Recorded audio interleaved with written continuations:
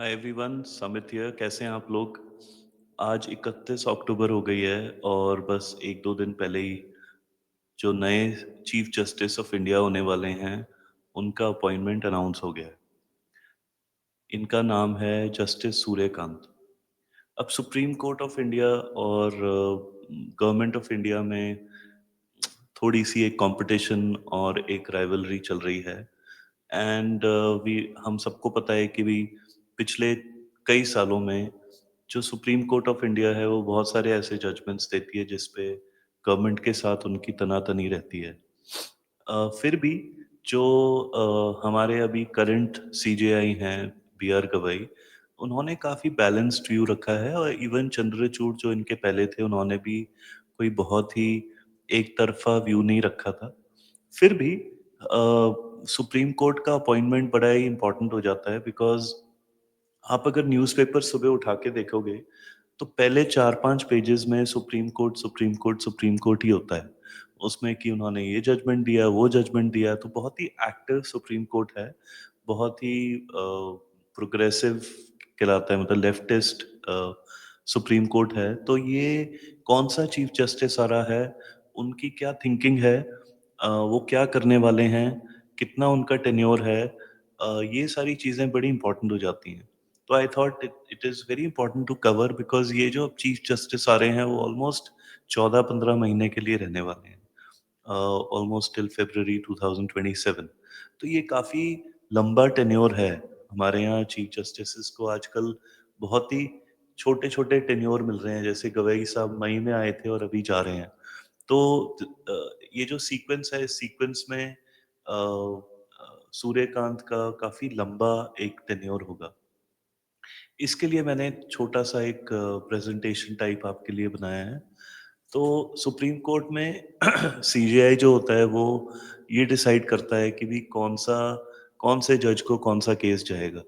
अब आपको पता है कि काफ़ी हाई प्रोफ़ाइल केसेज़ में बेंच हंटिंग होती है। मतलब कि ये आप ढूँढते हो कौन से जज के सामने हमारा मैटर जाए कि हमें फ़ेवरेबल एक जजमेंट मिल जाए। तो ये एक्चुअल में रियलिटी है। इसको हम डिनाई नहीं कर सकते और कोई भी नहीं बोल सकता कि ऐसा नहीं होता है। अब ये हैं जस्टिस सूर्यकांत। इनको करीब 23 नवंबर से सीजेआई बनना है। और ये इससे पहले कि मैं इनके बाकी नेटवर्थ के बारे में बताऊं, मैं आपको इनकी प्रोफाइल बता देता हूँ। ये पहले सीजीआई थे हरियाणा के। उसके पहले थे chief Justice of Himachal Pradesh high court और एडवोकेट जनरल ऑफ हरियाणा रहे हैं। और इनके अप्रोच में नॉर्मली लैंडमार्क रूलिंग्स रहे हैं फ्री स्पीच पे, जेंडर इक्वालिटी पे, करप्शन पे, एनवायरमेंटल प्रोटेक्शन पे। इन्हें प्रोग्रेसिव, इंडिपेंडेंट और बैलेंस्ड माना जाता है। और ये कॉन्स्टिट्यूशनल राइट्स और इंस्टीट्यूशनल अकाउंटेबिलिटी में काफ़ी बिलीव करते हैं। तो ये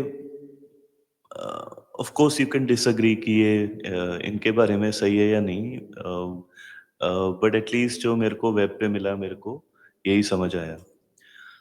अब एक बहुत इंटरेस्टिंग चीज़ हुई, मैंने इनका नेटवर्क जब ढूँढा, तो मेरे को इनके मल्टीपल हाउसेस दिखे चंडीगढ़, दिल्ली, गुरुग्राम, हिसार में। एग्रीकल्चर लैंड है, फाइनेंशियल डिपॉज़िट्स आप देख सकते हो, गोल्ड है, सिल्वर है, वॉचेस हैं, ज़्यादा कोई लायबिलिटीज़ भी नहीं है। और इनकी नेटवर्थ ऑलमोस्ट 47-48 क्रोर्स है। ये एआई जनरेटेड एस्टिमेट है, इसका मैं कोई ऑथेंटिकेट नहीं कर रहा हूँ, बट मैंने सोचा कि ये सारे जो लिस्ट है, इस लिस्ट को मैं देखूँ अगर ये टोटल में कितना होता है। तो ये इनका, इन्होंने ये अनाउंस करा हुआ है कि ये इनका नेटवर्थ है। तो एटलीस्ट एक चीज़ है कि इनके पास कोई फाइनेंशियल लायबिलिटीज़ ऐसी नहीं है कि इनको बहुत ही पैसे की ज़रूरत हो। He is well to do and he is got properties, he got gold, he is got silver, so he is financially quite sound. Uh, इनके जो की केसेस हैं, इनके टेन्योर में जो आने वाले हैं, वो हैं प्लेसेस ऑफ वर्शिप एक्ट, तो ठंडे बक्से में जा चुका है। सेडिशन पे एक लॉ पे कॉन्स्टिट्यूशनैलिटी उसकी चेक हो रही है। वन नेशन वन इलेक्शन का बिल हो सकता है आ जाए, अभी तो पता नहीं कब आएगा। यूसीसी हो सकता है बीजेपी लेकर आए।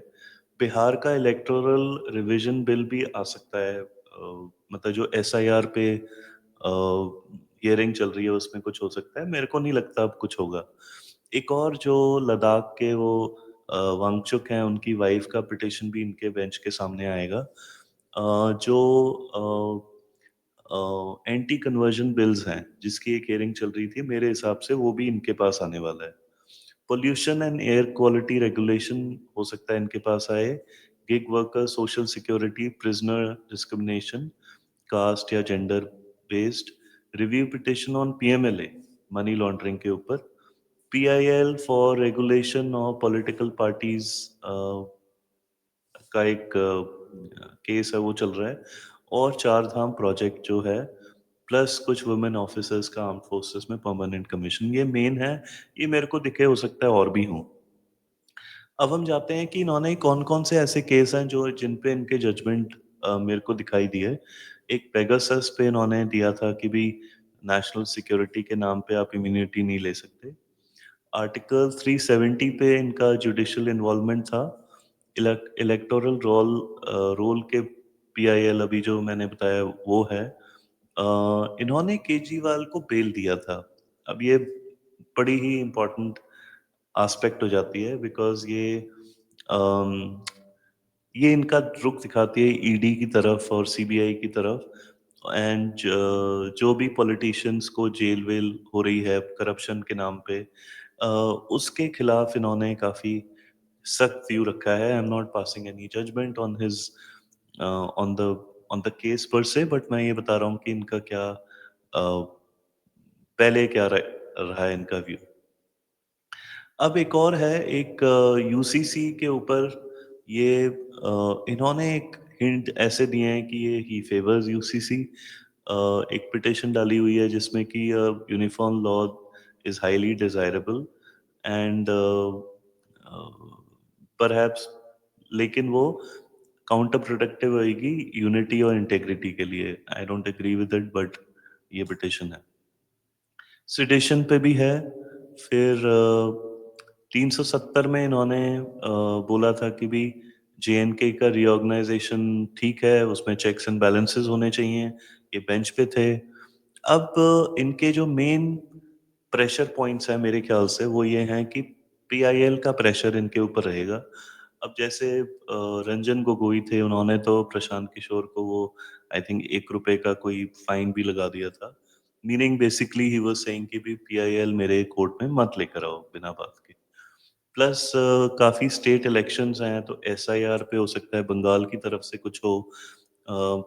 जुडिशियल रिफॉर्म जो है, अब मैं ये बंद कर रहा हूँ। जुडिशियल रिफॉर्म जो है वो अभी तक मूव फॉरवर्ड नहीं कर रहा है। हाँ, सीसीटीवी का हमें एक व्यू दिख जाता है, but the growth of the country is being held back by the judiciary. Why? क्योंकि जो कॉन्ट्रैक्ट है, अगर सपोजिंग मैं कॉन्ट्रैक्ट करता हूँ आपके साथ किसी बिजनेस के लिए और डिस्प्यूट हो जाता है, उसका डिस्प्यूट रेजोल्यूशन अगर 25 साल लेगा तो आपको भी पता है कोई बिजनेस इतना देर तक वेट नहीं कर सकता। अगर सपोजिंग मेरे को पेमेंट मिलना था, मेरे को पेमेंट नहीं मिला, तो ideally I should get the result of the verdict in the case in 6 months, 1 year max.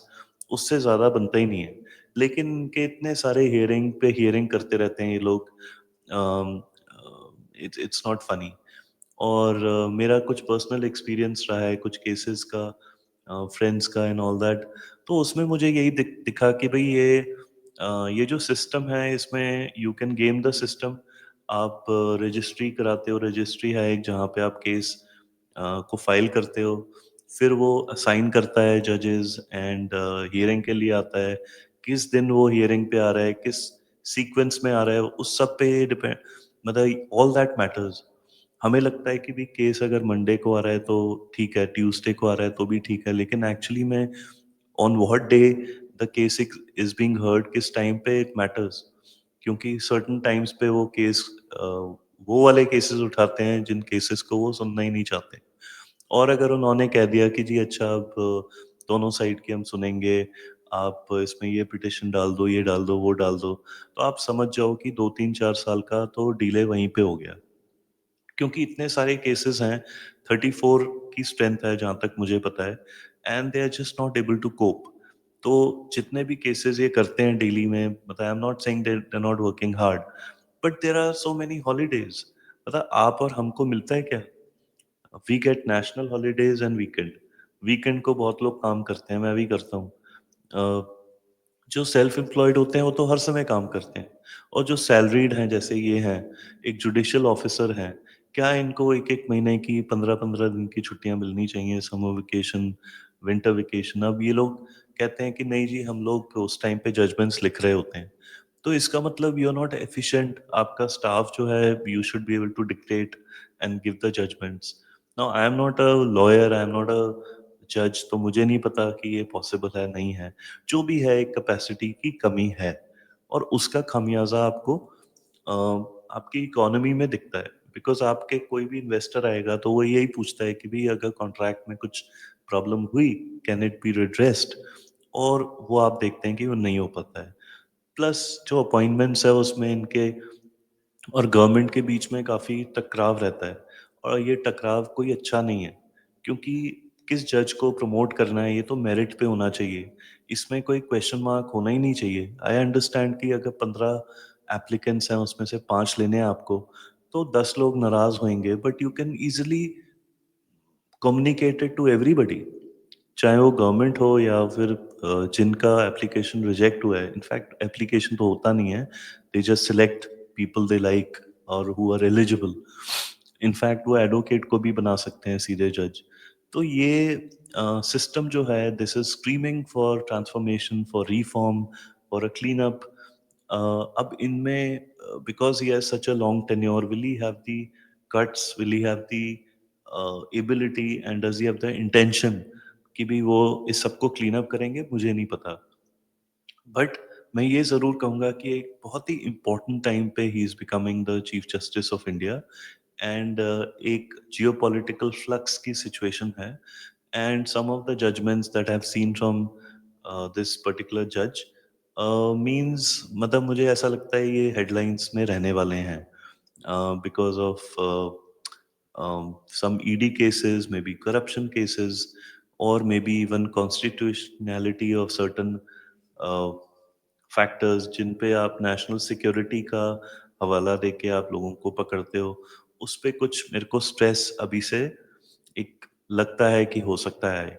तो ये जानना हमारे लिए आजकल बड़ा ज़रूरी हो गया है कि भी हमारा चीफ जस्टिस कौन है, उनकी क्या थिंकिंग है, उनका क्या बैकग्राउंड है, और वो अम, किस टाइप के केसेस में किस टाइप के जजमेंट देते हैं।